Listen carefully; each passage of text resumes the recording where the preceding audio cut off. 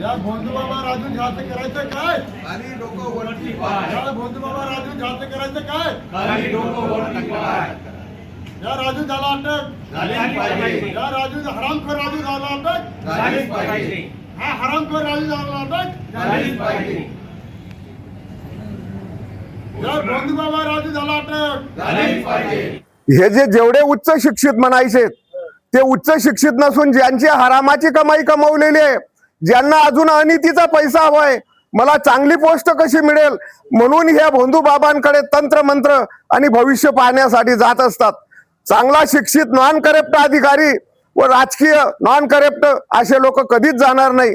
भोंदू बाबांच्या पाखंडामध्ये सापडलेले सर्व भ्रष्टाचारीच असतात, त्यामुळे त्यांना शिक्षित म्हणून चालणार नाही. अंतर्गत गुन्हे दाखल करण्याचे पोलिसांना आदेश द्यावे म्हणून मुख्यमंत्र्यांना निवेदन आहे.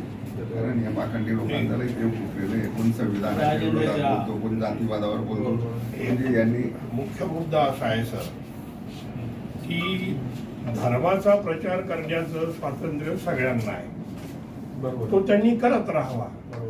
परंतु ते करत असताना मनस्मृतीचं समर्थन जी बाबासाहेबांनी 1927 साली जाळली आणि संविधानाची विटंबना आणि त्यामधून पूर्वाश्रमीचे जे अस्पृश्य आहेत त्यांना कोणताही अधिकार नाही अशा प्रकारचा प्रचार, म्हणजे या देशाने स्वातंत्र्य मिळवलं, संविधान लागू झालं, त्यालाच ही उकडून फेकण्याची प्रक्रिया आहे. तेव्हा या संदर्भामध्ये यांच्यावर खरं तर देशद्रोहाचे गुन्हे लागू व्हायला हवे. कुठल्याही धर्माचा तुम्ही प्रचार करा, तुमच्या धर्माचा, त्याबद्दल आणि कोणाची आडकाठी नाही आहे. हे याच्यामधलं झीज काय खरं म्हणजे.